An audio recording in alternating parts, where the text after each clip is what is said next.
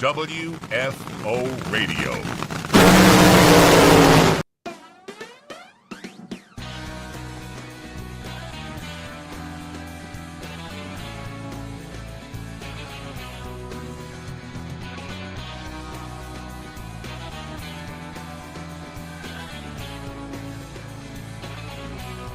Good evening, ladies and gentlemen. Good afternoon, wherever you are.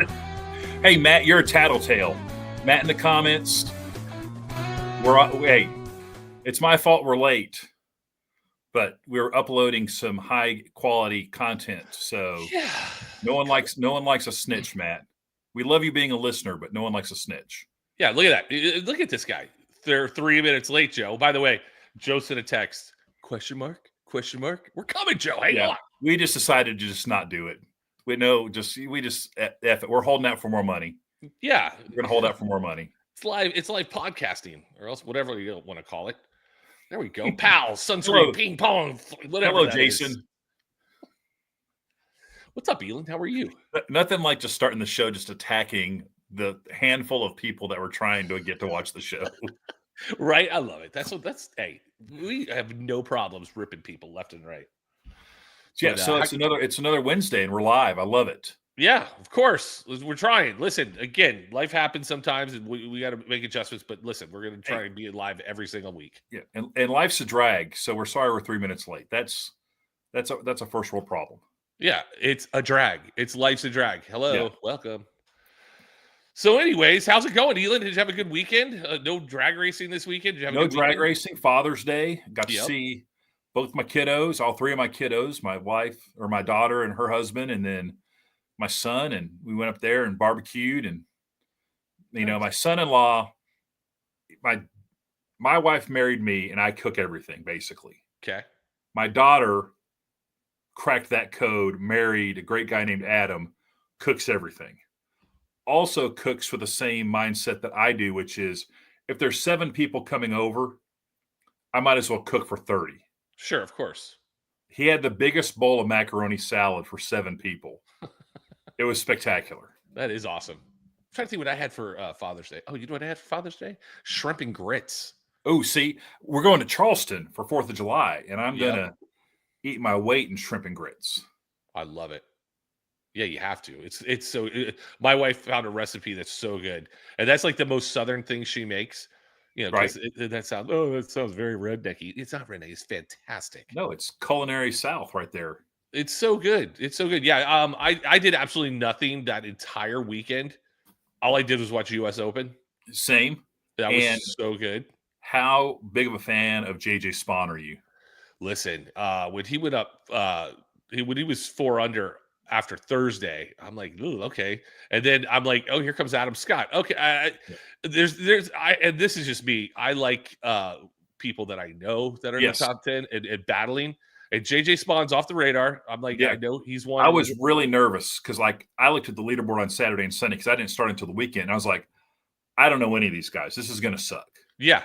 But it was Adam Scott and then Victor Hovland on Friday. I go, Victor Hovland, he's got himself in a good spot, but he just kept spraying the ball everywhere. I'm like, come on, Victor, get it together. You're a professional. But that guy, that putt he made to win that thing. Come on. When he didn't even need it. He just needed a 2 putt. Right. But I was like, go ahead, drain it, knock it in. 61 feet. Let's just make sure everybody knows this isn't. I'm not going to back into this thing. Yeah. Do you play golf at all? I play. I am terrible. Yeah. But I don't slow the group down. I'll hit it all over the place. I'll just take the penalty stroke. But legit, I probably go through 3 sleeves of balls in one round. Okay. Nice. I've gotten it down to where I can maybe use 3 balls. I'm getting better. I'm keeping it in the middle of the fairway. There's a couple courses around here that you have to carry, a lake or a small pond or whatever. And when I make it over the lake, if you take that video of me doing that and then take a video of me winning the Masters, it would be the exact same video. Right. Like the celebratory, like Tiger hitting that crazy shot at the Masters where he overshot the hole. Right. And it rolled down and then trickled in and he kind of gave it the whole fit. That's my level of just carrying water. Right. Creeks, anything. Yeah, I'm really good 100 feet or 100 feet, 100 yards in. Like my short game is very good. It's very Yeah, nice. I'm good with a 7-iron, but I Yeah, don't really have any true range on it. Like I'd be fine just playing an entire round with my 7-iron. there you go. That's been done before. Yeah, the one club deal. So, Yeah. but yeah, so I watched the U.S. Open, spectacular. Um, and then I also was down at the Motorplex Okay. earlier in the week for the Junior Nationals, Junior Dragster Nationals. How was that? Pretty spectacular. How So it many was the cars Western do they get? Conference. It was the Western Conference one, which I think the Eastern Conference is a little bit of a bigger deal. There's more kids out there, Right. but because the Western Conference kids aren't out of school yet. Okay. But it was really cool. I mean, there were hundreds of kids there, and NHRA President Glenn Cromwell came for a couple days, Oh, nice. which was pretty cool. I mean, like, when's the last time an NBA commissioner or NFL commissioner came to like a USA football or Right. whatever basketball tournament, which is basically that's our deal. So that was cool. He was out walking the stage and lanes, yucking it up with kids and parents and stuff. So, I mean, it's a really cool event as far as like kind of getting a glimpse of the future. I don't know that I necessarily saw the next Sean Langdon or Leah Pruitt or Erica Enders or Courtney Enders, but there were some kids there that were getting after it. Yeah. Well, they're early. They. That's one of my favorite things about pre-races. We get to introduce the junior dragsters racers in the Summit Junior Drag Racing League. Yeah. Yeah. And that's a weird deal too, because like when you're watching like Little League kids or Pop Warner football, you can kind of see, oh, this guy's got the size or the Sure. but like junior dragsters, it's just kind of, it's a little bit about the cars, reaction times help, but it's just kind of more there were some kids, there was some swagger though, that you could tell they weren't really there to just kind of hang out. There's one kid, Wayland. He was in Bristol. He goes to a bunch of the ones on the East Coast. This kid, Wayland, I forget his last name. Hold on, nope, I don't have his sticker.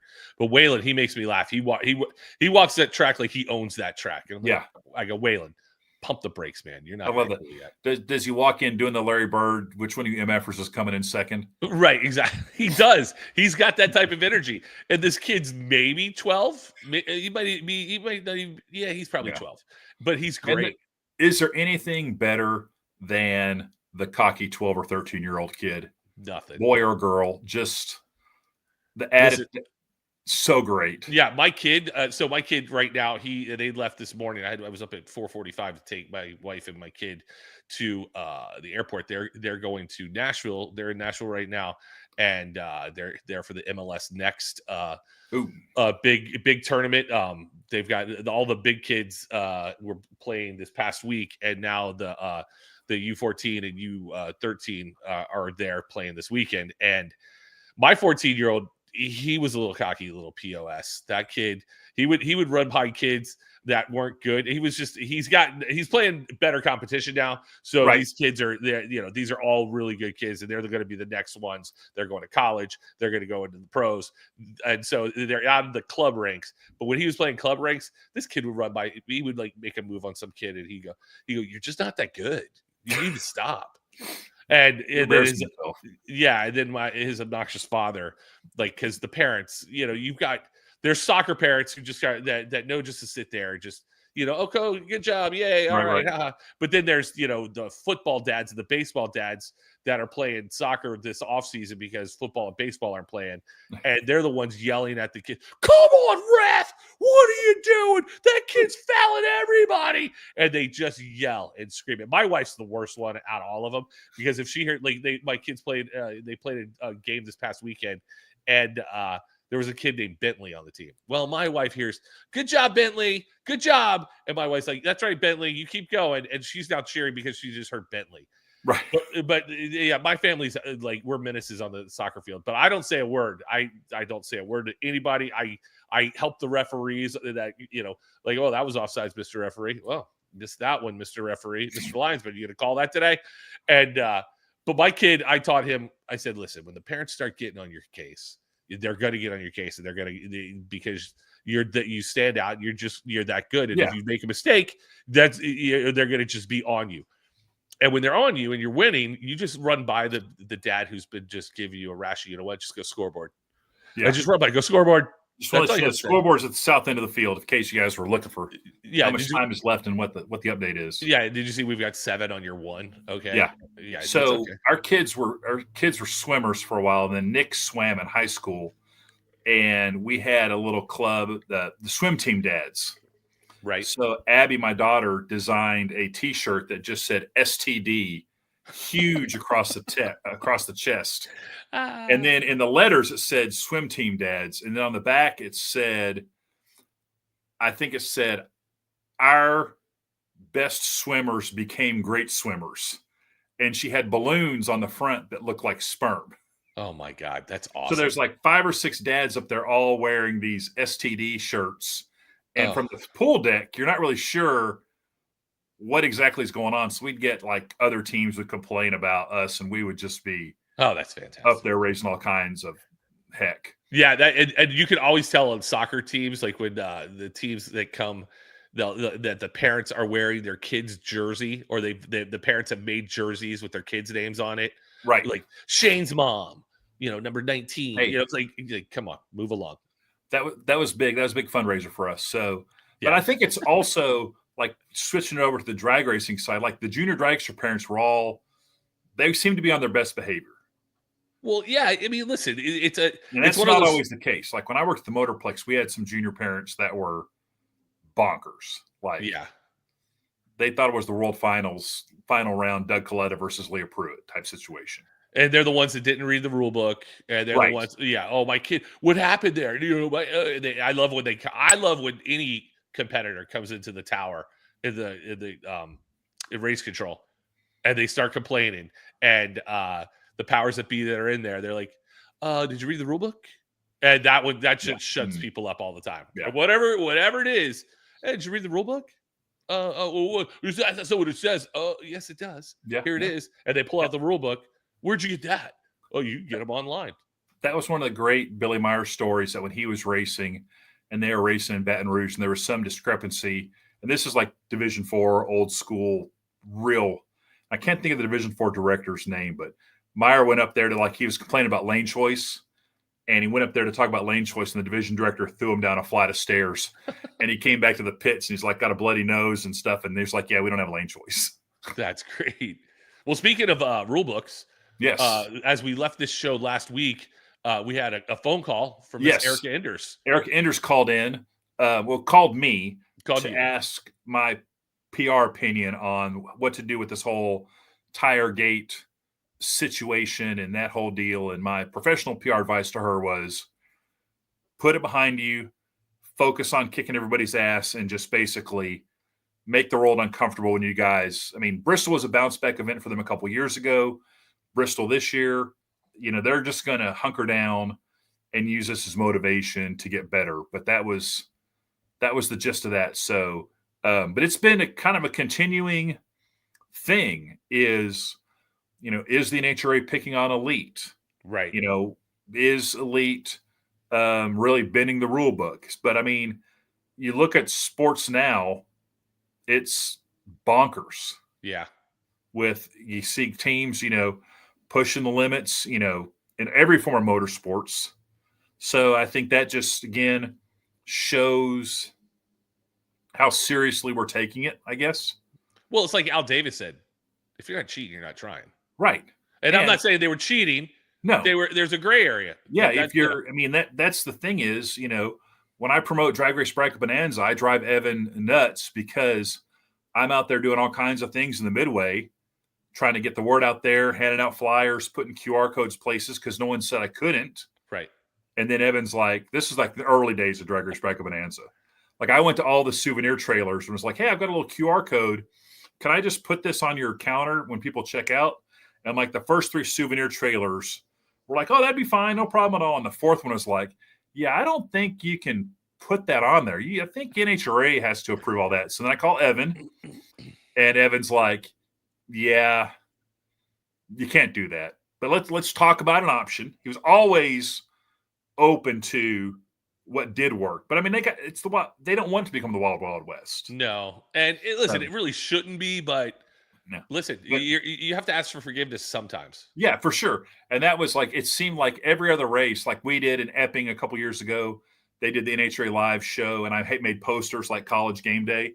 Like I Right. borrowed tables from Coletta, had tables set up, provided the poster board, provided the markers, had all the things. And it was really cool until the guys that were sponsoring the NHRA live podcast were like, hey, man, we're paying a considerable amount of money to sponsor this deal.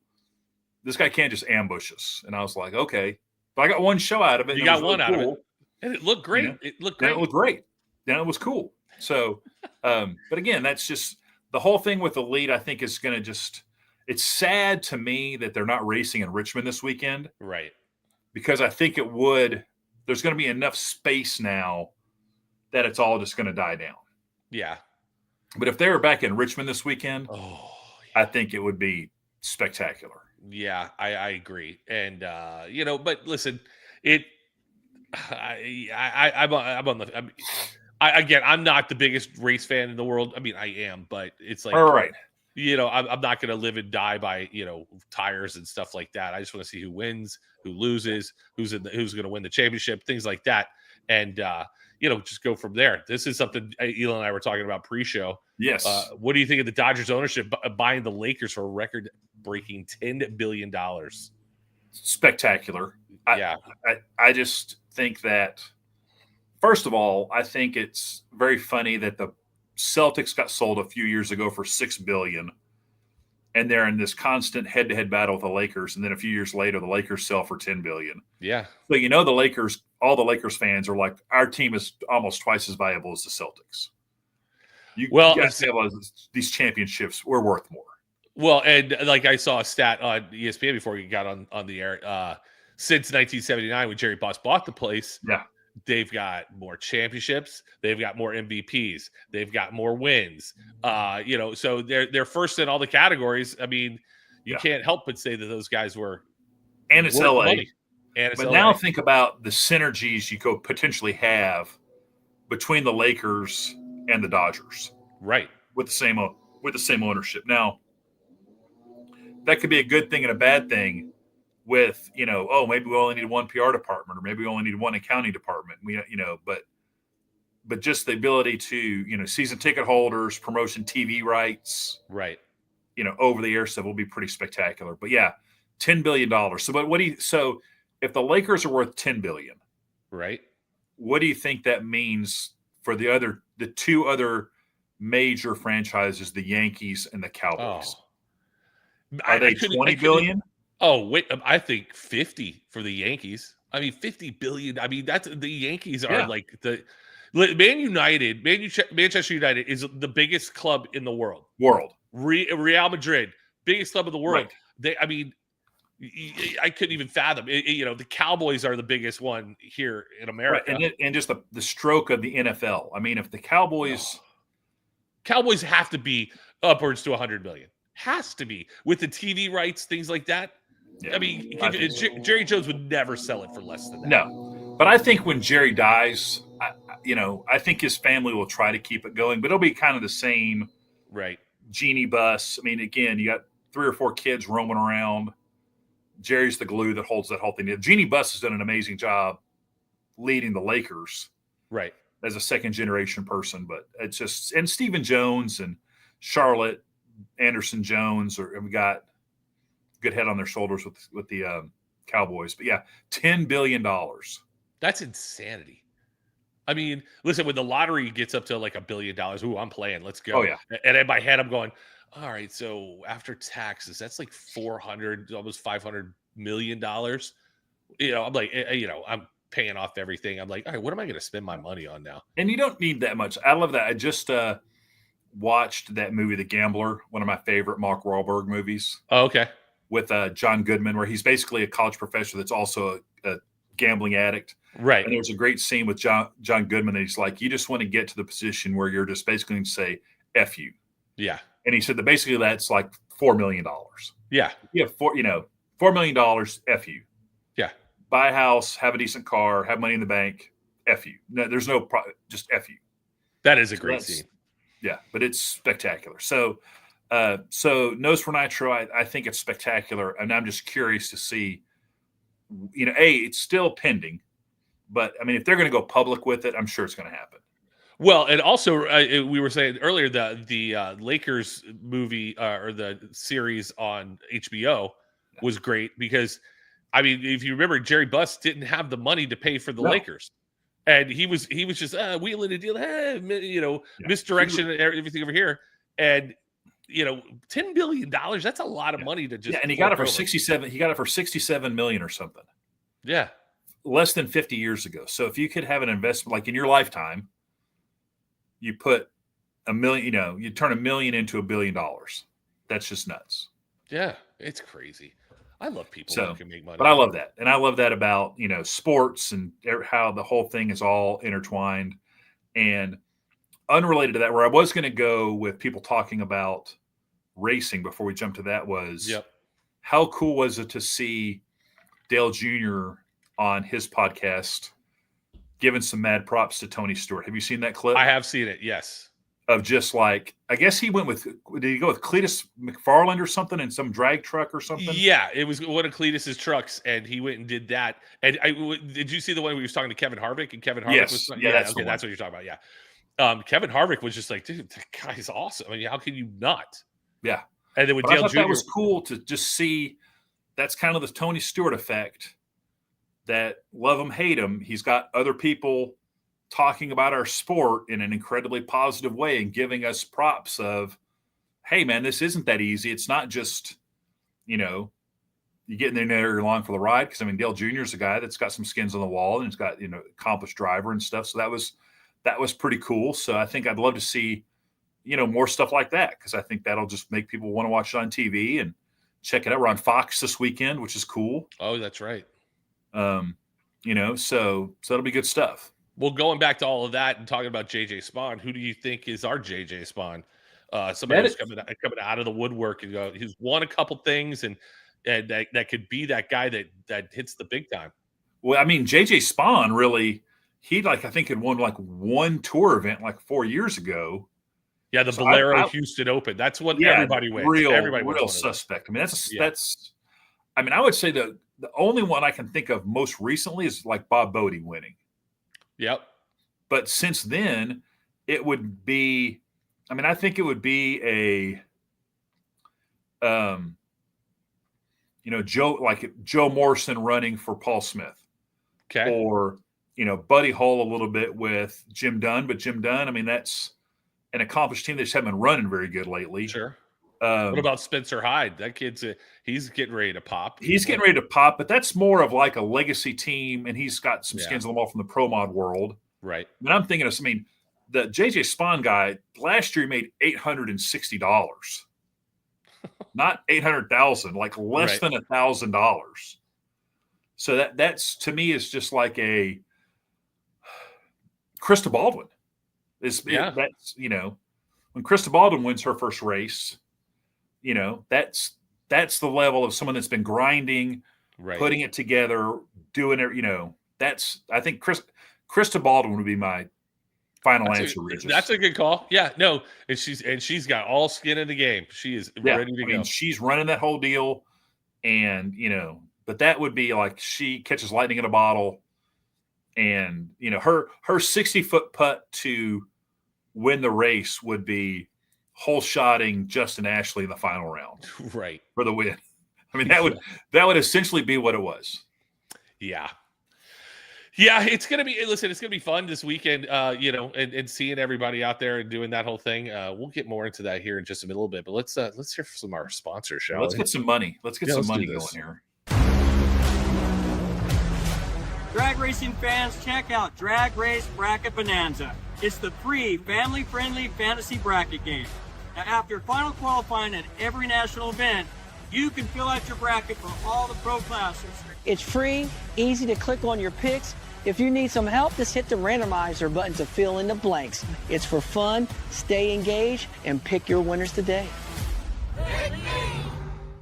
Looking to replace your OEM diesel particulate filter or diesel oxidation catalyst? Look no further than DPF X-Fit, a complete line of aftermarket diesel particulate filters and diesel oxidation catalysts designed as an exact fit OEM replacement with all makes coverage for light, medium, and heavy-duty trucks. With thousands of units in stock, we ship the same or next day, and be sure to check out our comprehensive reverse OEM lookup tool. Always new, never remanufactured. For more information, be sure to visit dpfxfit.com. That's dpfxfit.com.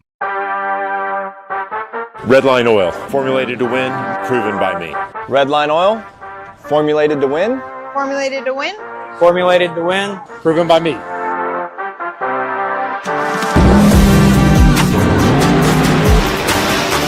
Formulated to win, proven by me. Proven by me.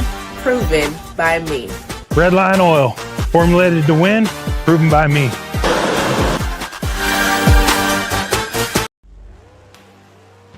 The number one source of friction in your engine is not what you think. Piston rings rubbing against the cylinder walls generate more friction than any other part of the engine. More friction and temperature means more wear and less horsepower. Fortunately, the team at Total Seal knows how to reduce friction and wear through innovative piston ring design. If it takes a piston, Total Seal can build a better ring.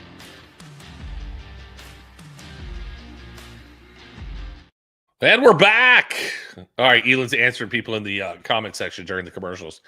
Monica, grits are great, but an acquired taste. Some people don't like the feel of them. Grit. Listen, if you grow up in the South, you got to have some grits.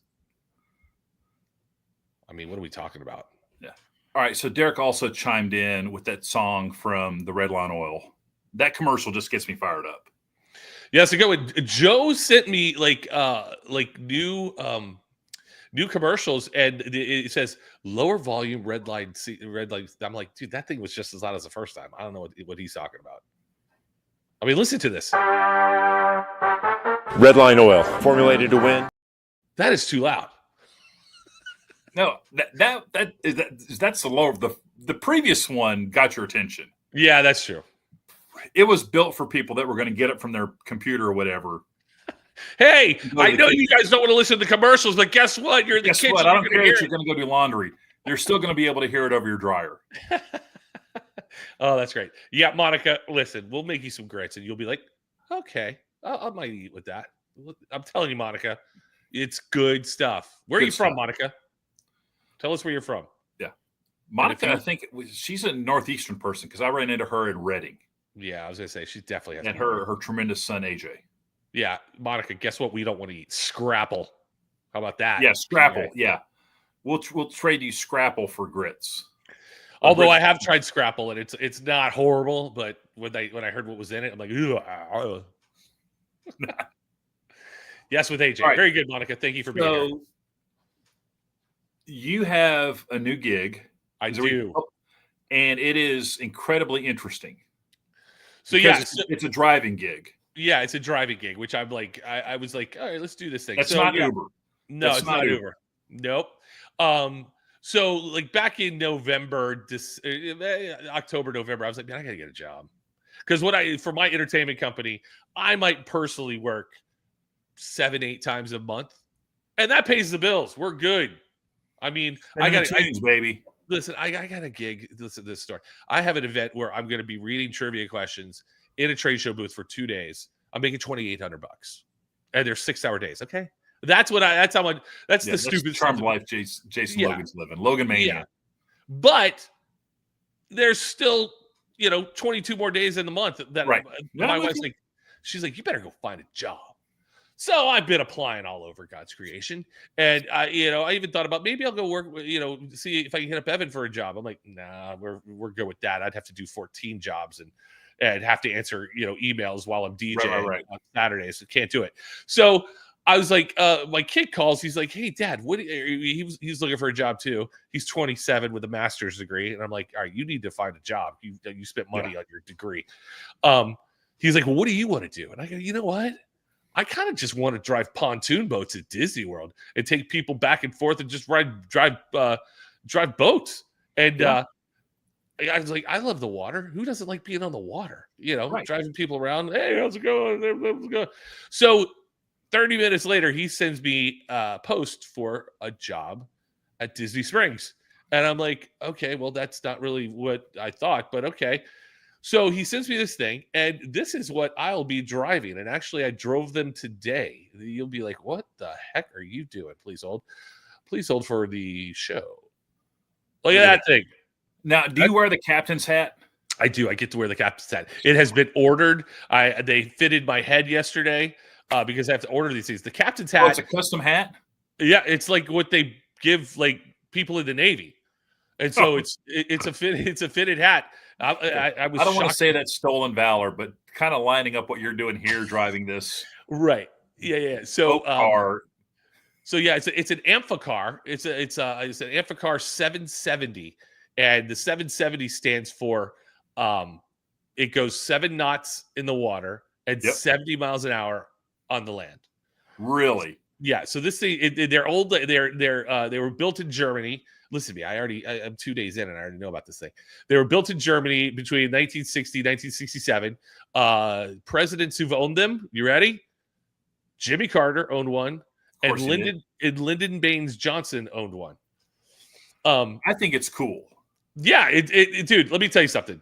So if you look in this picture up here, you can't really see my cursor, but it says Amphicar Landing. You drive down the boat ramp, and then you go around this whole thing. And it's pretty cool. It really is. It really is funny, and people will sit up there and watch. And it's like, what? Okay. So do you drive it out of the parking lot into the lake? No. Well, so you drive it. So it's basically working on a boat ramp all day. Okay. And so you pull it up, and there's a turntable, and so you pull it up on the turntable, you spin it around, get people out, and then you load another one back up. It's crazy. Listen, Jason, you have the personality for the Jungle Cruise. Yes, I do, Monica. So you're not so it's always in the water, or are you getting it out of the water up onto the rotund, Yeah. So you pull it. Yeah, you pull that thing up the boat ramp. Okay. Yeah. So it is. Yeah. Okay. Yeah, and basically you put it. It only goes into first gear in this whole thing. So you get in it. The doors are like watertight. You get in there, and then you get it rolling. It's a manual transmission. And the guy today, the guy who's training me, he's like, "Wow, you're pretty good with that clutch." Yeah. So that's my question. What was your anxiety like the first time you drove it, like into the lake? Were you thinking like, "Hey, man, I know they told me this thing's going to float, right? But until it floats, right? This is Well, that's everyone's anxiety. Everybody's like, "Oh, I'm not paying. I don't want to pay for that. I don't want to sink. I don't want to drown." And like, you're not going to drown. These things are here all day long. Well, you're in a convertible. It's better than those ducks. Those ducks are right. Death traps. My wife and I rode one of those in Missouri, and then like the next week, we see a deal like I think it's the same company. Like sadly, like 4 people died. Yeah, because they just get trapped in the thing, and it just goes down. Yeah. So this thing, it's a convertible. So if something happens, you just jump off the sides. As long as you can swim. Yeah, and but we've got life vests. I had to take a boater safety class that was 8 hours long just to be able to go in this thing. Nice. I was like, I've owned a boat before. I know how to do this. But yeah, it's really cool, man. They people come up and they're like, oh, we take pictures and but you develop your old spiel. You drive by a big like old replica steamboat that's out a restaurant. It's at Disney Springs. Yeah. And that would be a cool drag and drive boat. Oh, yes. Think about if you did drag and drive or something like that, where you drove it and then drag raced it and then just took it to the lake. Right. Like if you went to Phoenix. Like a car triathlete. Yes. It was so much fun today. And I took probably 15 laps around there because it's like, yeah, we gotta check you out, make sure you're doing it. And I kept getting better each one. But there's 4 cars on the ramp. So and only 2 of them were working today. So I was like in a green one and I was in a blue one. And the blue one's clutch and brakes. The clutch I could get the thing into first gear super easy. There we go. Right. Boom. But the brakes were super tight. And so you come down the ramp, you start it, and you're like, you want to hold it there like a roller coaster. And like, are you everybody ready? Okay, here we go. Ah! And you gently splash in. Yeah. Okay. They used to just splash them in. They didn't care. So it's not like the log ride. You're not like getting it up to like 40 miles per hour and taking it right into the lake. Could we tip Jason Logan a little bit more? Like, hey, $10 for every mile per hour above 40. Oh yeah, listen, it's not a tipped position. I'm finding out, but these guys they're making tips. Believe me, everybody goes in there like, oh hi, and it's in conjunction with a restaurant, which is the third largest grossing restaurant in the country at Disney Springs. Right. So, which was owned by Gibson Steakhouse, Ooh. which is So do you get to go in there and eat free, or are you more treated like a caddy? No, that's funny. Apparently, this is like a highly coveted job. Like every time I tell people, like Joe's like, dude, this is the greatest job. You're gonna be the best. Blah blah blah blah blah blah blah. And my Disney people, they're like, what? You get to do that? Yeah. I'm like, oh, yeah. Well, you're not in a costume that weighs like 100 pounds and No. sweating your ass off. No, yeah. You're just you're driving boat. Yeah, that's it. Can you eat lunch while you drive your guests around?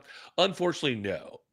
But because it's a restaurant, they give you family meals. So Nice. on the 9 o'clock shift, 9 to 3:30, we get breakfast, and then at 3 o'clock lunch is out, and then after the 10 o'clock shift, they have the closing meal. So we get to eat. It's awesome. So I'm in the market for a new car. Yeah, that's my new car. So Big Blue, which we actually have photo evidence. This is my daily driver. It's a 2003 Honda Odyssey. Bought brand new. It's got 340,000 miles on it. Wow, that thing's a monster. We've put every mile on there, and it's got my whole life on the back window. So you can see on the right, it's a Mizzou dad, George Washington dad, and then there's a University of Georgia that says Sweater Buddy, because I have a friend that we wear the same Christmas sweater every year. And then it says Marine Dad, because my son is a second lieutenant in the Marines. And then it's Steelers and Drag Race Bracket Bonanza. So that's my whole life on the back of this van. That's great. So Big Blue we're going to probably wind up replacing them. Sadly, not with the new Corvette hypercar that just came out. Did you What see is this that? deal? 1,250 horsepower or something like that? Yeah, something like that. 0 to 60 in under 2 seconds. That's too much. I'm not going to get that because I think it's $250,000. Yeah. And I don't think that, as much as I have a lot of sentimental value in Big Blue, the trade-in value, I have a guy that owns a used car business, and he's helping me find a car. And I was like, Matt, seriously, what would you give me for Big Blue? He's like, I would really not give you anything for it. I would maybe, take, I sent they have that company, givemethevin.com. Right. Where they say, hey, we'll make you an offer. We'll give you an offer on any car. I gave a legit, it's like 3 years ago, legit deal. VIN number, straight up. Hey, it's got over 300,000 miles on it. It's in poor condition. Blah, the whole deal. Put pictures, did the whole thing. Sent it in. They sent me an email back that said, at this time, we can't make an offer on your car. Please don't contact us again. Oh, that's awesome. Because their whole commercial is built around, we'll make an offer on any car. Now you got to do the cars for kids. Yeah, that's what my wife wants to do. Cars for kids. Yeah. But even then, I mean, do you know the Cars for Kids theme song? Everyone should know this because they play it all the time. Yeah. KARS, Cars for Cars Kids. For Kids. KARS, Cars for Kids. So I'm looking at probably going to get a Ford Explorer. We just got my son a Ford Explorer last year, so I'm probably going to get a used. We're big used car people, so we're not going to buy new. Listen, I've only bought one new car my entire life. Everything's been used. Yeah. That van we bought new was the last brand new car we bought. It was my wife's dream car, and it's got like my whole kid's life in it. So, my wife, we have to get my wife a new car because she's like, I don't want to have. Speaking on Father's Day weekend, my wife was taking the kid to a soccer game, and I was rolling in behind her, and her battery just died, so she got a new battery. Nice, yeah, she got a new battery for Father's Day weekend. I get the phone call. Are you coming? Because I need you to pick me up. Yeah. I got some cool Father's Day gifts. Bouncing back to that, my wife got me. I'm a bit, like I said, I cook a lot, so she got me like the claws. I have those. Meat. Yes, I have those. Because I've always just used forks, and I do like the Southwest chicken chili recipe. And man, you felt like Wolverine. Yeah. No, did she get them from like Pampered Chef? No, I don't know if they're Pampered Chef, but they were Pampered Chef-like. But they're legit. And then she got me, this is very hoity-toity, got me a little powdered sugar sprinkle ball that basically has a scoop, but then it's got the cover on it, like a knight's mask. so you can bounce the side of it to more evenly sprinkle powdered sugar on your food. Yes. Because more food needs powdered sugar. Yes. And then I got a variety of biscuit cutters. Like I can now make biscuits in like 8 different sizes. The best is that is the most unnecessary thing when you have cups and but now I'm not using glasses anymore. Right. I'm not using glasses, jars, or just my hands. Now I can be precise. Right. Now you're a chef. Yeah. I do feel very chef-like. So you're going to get a Ford Explorer. I'm thinking about it because Nick really likes his. I wanted to get a Tahoe or Yukon, but they're just too expensive. I think I'd rather get a car and then take my wife on a kick-ass vacation. Okay. Yeah, I see that. Because really I get new cars like you do when we go to races. Right. I get a new car every weekend because I just, National treats me right. You walk out, get a car and go. And I just try to get like an SUV or a nice car and, Yeah, it's funny because this whole season I've gotten one car other than a Hyundai Tucson. National seems to have bought every Hyundai Tucson on the planet. I've driven this whole season is Hyundai Tucsons, and they're a nice little car. Yeah, but I'm not driving a Nissan. It's not happening. No Nissan Rogue. I will not drive that. No way. So we got Richmond this weekend, 2-day race, which I love. Saturday, I fly in and out of DC because I got some friends in DC, so I'm going to see them on Friday, then drive down to the track. 3 qualifying sessions on Saturday, race on Sunday, come back on Monday. Do you like that format? I do. I do too.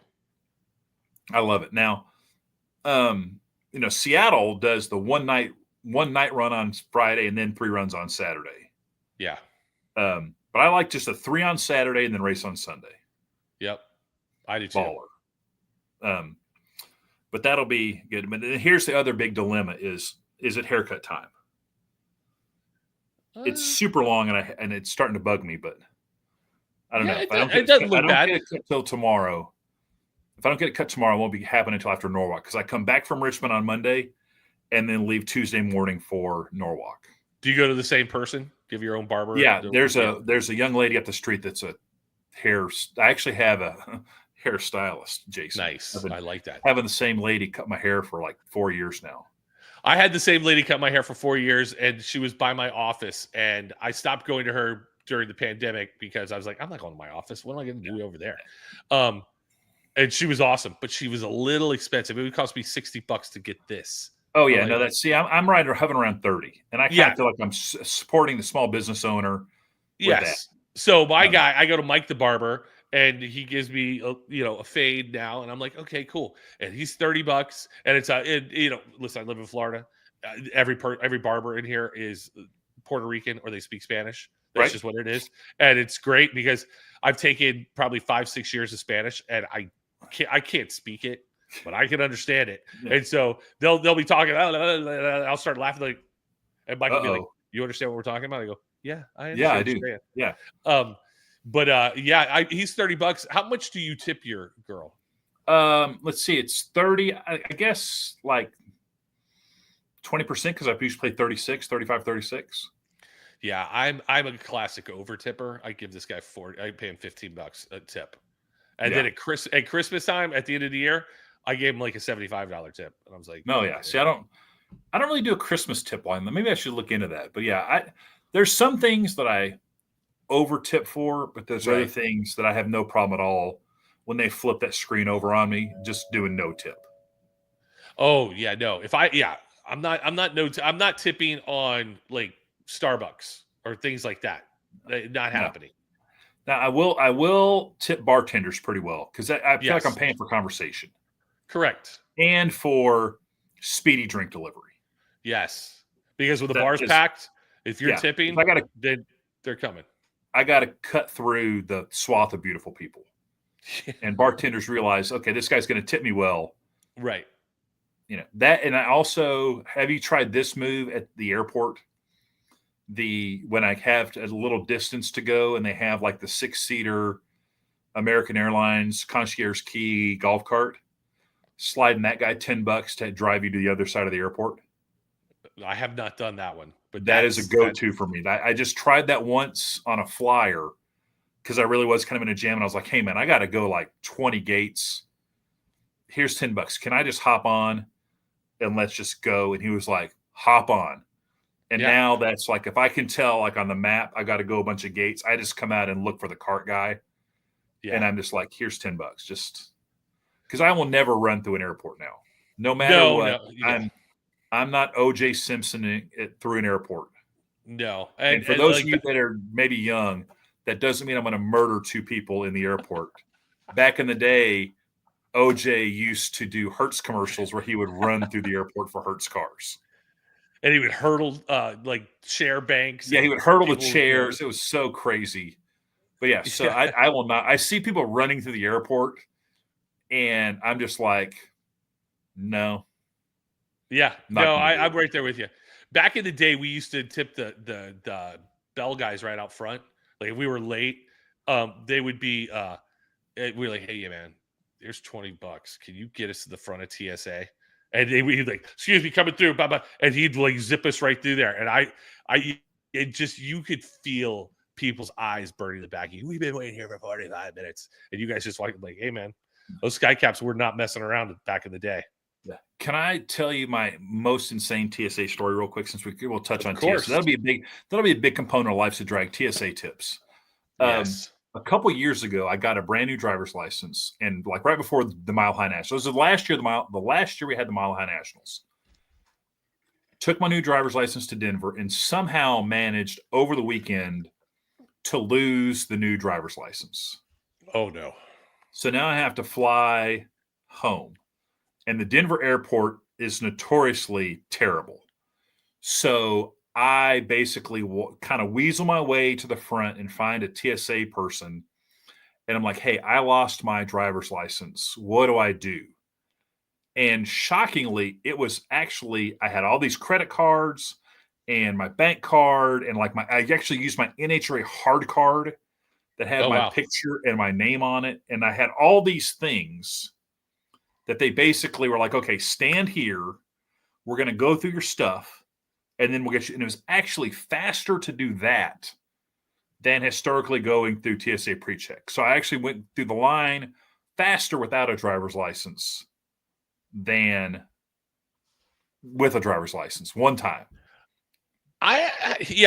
This whole new, the real ID thing or whatever that is. So I have pre-check. I have clear. I go to some of these places and all they just check the one lady who's standing the Gestapo right outside the pre-check line. You show your thing, but I guess that's the check, because I'll go up there like, oh, you don't want to see my my ticket. You see my driver's license. Okay, how do you know I'm not pre-check or that I snuck by the lady or whatever, But and I think it must show on their little reader. Because I've seen people getting shut down on that, and it's been great now seeing people get shut down on American Airlines. Props to American Airlines for holding the group numbers, because I've seen a couple people lately try to slide in group 2 when they're group 4 or group 9. Oh, it's the best. So my trick was, before they had this, because everybody's group 4. Like I'm gold. I used to be platinum before the pandemic, but now I'm gold, and that means I'm group 4. And there's hardly any, and I don't. Have you noticed this? First class. They put first class in group 1. I'm like, I thought group 1 was first class. They just started separating first class from group 1, because I guarantee you, the first class people lost their shit when they would go group 1, and it was like 90 people. Because now group 1 is all the people that use their credit cards. Yes. For their American Airlines credit cards, and they get points, and they basically game the system to ruin group 1, that they're not big travelers, they're big spenders. Right. And that does not make them good travelers, because they're terrible people. They're horrible people. But so I'm group 4, and I would group 2, those are your executive platinum guys. And, if you're not sitting in first class, those guys travel. They know what they're doing. Yeah. Group 3, there's always maybe like 5 to 10. I was group 3 for a while, and group 3 is like the smallest group. It is. And there was never more than like 5 people. Yeah, when I was platinum, it's like 5 to 10 people. And you're like, boom, let's go. So I would wait and I would sit there and I'm like, okay, I'll just sneak right behind. You know, you put a little 5-foot, 10-foot space between them. Act like I'm trying to, you know, get my phone all, you know, so you can see my boarding pass. And then the lady's like, group four. Everybody group 4. And then and then I would be the first one in group 4. Right. Well, now everyone's doing that. And the gate agents are waiting because they see it. I've seen them nail group 4. Dikembe Mutomboing people right and left, just blocking them and then giving them the finger wag. Yeah. No. Yeah. No. It is quite awesome to watch. I checked my bag going to Bristol, which I never check a bag, but my wife was on a trip and she confiscated my travel bag.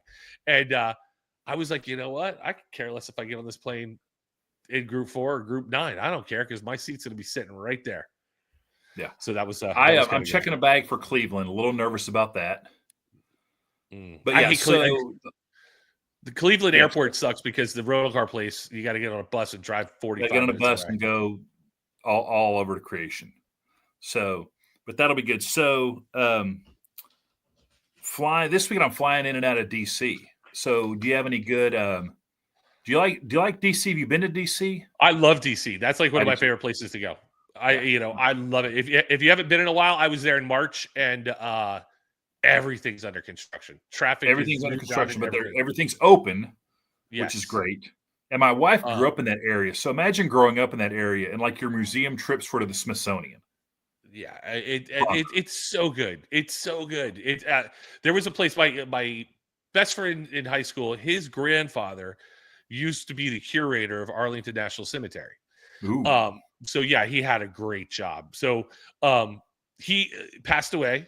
And my friend basically he was working for one of the Florida congressmen, and the congressman said, "Come up here to the DC office and work for me." And they moved into his grandfather's house, which their family still owned it. Great house in Arlington, Virginia. And man, there was a place we used to go get chili, and I can't think of the place in Arlington. It's so good, but there's a million places that have like chili dogs, chili cheese, hamburgers. Yeah.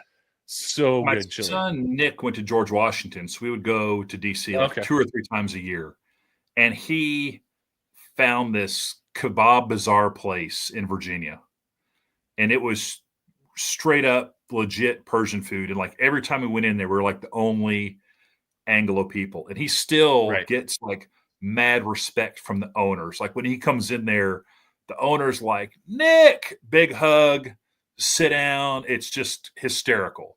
And he likes to take people there because he's like legit big baller when he rolls in there. And it's like a close family run place. The food is spectacular.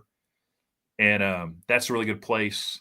But yeah, we always hit Kebab Bazaar and a couple of little bars we went to.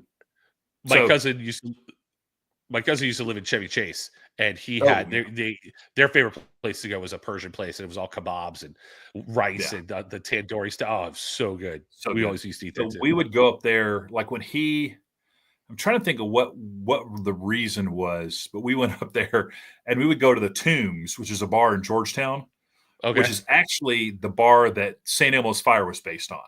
Yes. And we would roll in there, and it's me and my wife and a bunch of college kids, and they had like these orange, almost like the orange whip drinks. Right. And we went in there one night and just got, like throwback to like when it was so much fun. And like Nick's friends were just like, "Man, your parents are really actually pretty cool."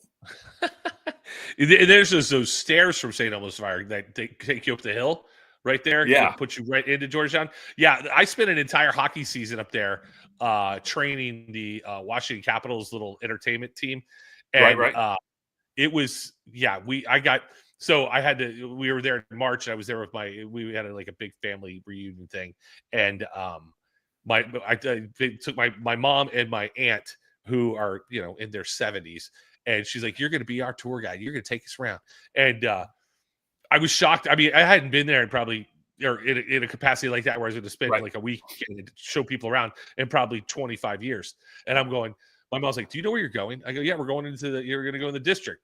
And she goes, "But how do you know where you're going?" I go, "Don't worry about it." And right when we came up, right where we came up was I'm at a light right where the stairs are. I go, "See those stairs? That's where St. Elmo's Fire. That right there. There's Georgetown, and then we're going to come up here. We're going to see Watergate, and then we're going to see." Did you take them by the Exorcist stairs too? Yes. That's Lots of famous stairways. Yeah. And I go, we're not going to go over the Key Bridge, but we're going to pass by Lincoln Center here, and this is where this happened. She's like, "How do you know this stuff?" I go, "Mom, just pay attention. You know what this stuff is. You've been here a million times." It was spectacular. I love DC. I'm looking forward to going back and kind of hanging out and spending a little bit of time there, and then heading out to Richmond. I love that track. I mean, that's a cool track. It's a fast track, but that'll be good. And then on to Norwalk, and Norwalk's going to be a banger race. I mean, the Bader family's got all kinds of stuff. We can talk about that next Wednesday, but yeah, it always is. Let's see what Nighthawk Motorsports Networks was. Richard Gasson going back-to-back odds, 1,400 plus. I would take those odds. I would take that because, again, once you get that first win, that second win comes pretty quick. Yep. Who do we think's going to win this? Who do we think's going to win this weekend? I mean, are we putting our money on? Oh, Richard Gadsden. Look at us both burping. Richard Gadsden and Pro Stock Motorcycle. I would say in Funny Car, I don't know if Caps can go back to back. Man, I'm kind of feeling like this could be a Bob Tasca Cruz Pedregon weekend. I was just getting ready to say Bob Tasca. I think this might be a Bob Tasca weekend. And in Top Fuel, man, I would love to see Josh Hart win just because those guys are just grinding so hard. But I think this could be a Clay Millican type. He does well in the heat. Clay Millican, Josh Hart. I think this is going to be a race where someone that hasn't won yet steps up. I think the 2-day format comes to those guys a little bit. Yeah. What about Ida? You think she might have a shot at something? Yeah. That'd be a great long shot. I think that'd be a big one too. Because again, it's 3 rounds. I mean, on Saturday, and anything can happen. And the weather's. I mean, it's going to be hot. Yeah. So if you don't hit it on the first round, it's okay. Now we got to deal with. And that's the kind of weather that comes to those independent teams, right? Alan Johnson has got a killer tune-up for 80 degrees. Right. David Grubnick, they all have those killer. But when it's hot, it kind of levels the playing field a little bit. Oh yeah. Yeah, I think I'm a little upset that I'm missing this race. I'm not gonna lie. I wasn't sure if that was public information. I didn't want to bring that up, but that's gonna be a bummer. Yeah, I'm not gonna be there. So I'm not gonna do it. Yeah, I have. What do you do when you're not at a race? Do you watch? You know what? The last race I forget which one it was, but I was. it was during. No, I forget. Anyways, my in-laws were here, and I holed myself up in my room and was watching .TV. And I was just, I was actually watching and cheering. I'm like, come on, let's go. Let's go, Matt Smith. Let's do something. All right, watch this. And I'm like, let's see if Erica does this, or let's see, who's doing what. And I was like, my wife's like, what are you doing? Like, I'm watching drag racing. Right. Did you find yourself, because when I'm not at a race, the few times that I'm not, and I'm watching on NHRA.TV, which is the best value, I think, in streaming. I look at all the people that I know that are in the background. Yes. Like looking for like Ted Yerzik or Courtney or, all like Sharon Arnick from the Skag team, like all the people that that are just like up on the starting line kind of stuff. That's who I'm like kind of watching. Yeah. I like doing that and like texting him like Michael Heiner. I go, Michael Heiner, stand up. We can't see you. What are you doing? Those are fun to do that, and I love texting them like, "Hey, why don't you get a little more excited?" Yeah, I try not to do that, but it is kind of funny to just weird not to like. Last race I missed, I think, was Chicago, and just like to just kind of watch it and be like, "Oh, I'm like totally into it" because you've got a vested interest, but then you're off, yeah. Yeah, my husband frequently asks. Hey, you just tell your husband to just mind his P's and Q's, Mac. Yeah, I'm sure he's a tremendous person. Also, shout out to Mac who won the Vegas 4-wide Drag Race Bracket Bonanza Top Fuel category for Bracket Bonanza and got the Tony Stewart first win signed plaque. That's a keeper. Yeah. Or a seller, maybe. Who knows? Yeah, no, she did a tremendous unboxing video for us too. So love that. Love that. That's awesome. All right, yeah, so it should be a good weekend, though. It should be a good weekend. It's going to be hot, which is fine.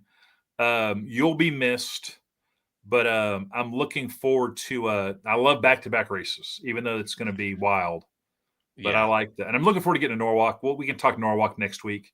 But yeah, Norwalk's always fun. Yeah, instead of me, you will have Courtney Enders DJing. So okay, that'll be sweet. So. Also, next Wednesday, a little preview. I'll have a different background because I'll be probably in a hotel room. Or somewhere, and so you won't get all the sports memorabilias in the background. All right. Very good. Well, that's it. I think it's another quality show. Give us 5 stars, subscribe, tell all your friends to tune in next week. Yeah. I mean, we just need more people. We just need to tell more people. We'll try to start on time. We apologize for being 3 minutes late. We went 3 minutes over. Yeah. So you didn't get gypped out of your hour of Life's a Drag. Wait. Jason will have 5 pints of ice cream waiting for you in Norwalk. No, sweet. By the way, what's your favorite ice cream in Norwalk? I guess we'll talk about that next week. Moose Track, but I'll go ahead and write down Moose Track. I don't like Moose Track. I like the okay, well, we'll have this discussion later because you're a monster. All right. Appreciate everyone's time. Yes, Jason, thank you guys so much. All right, later. I gotta get do our outro. Let's do the music. There we go. Yeah.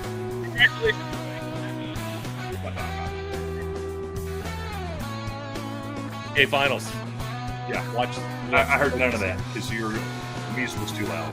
That's okay. Don't worry about it. Okay. Thank you guys. See you later. Have a great week.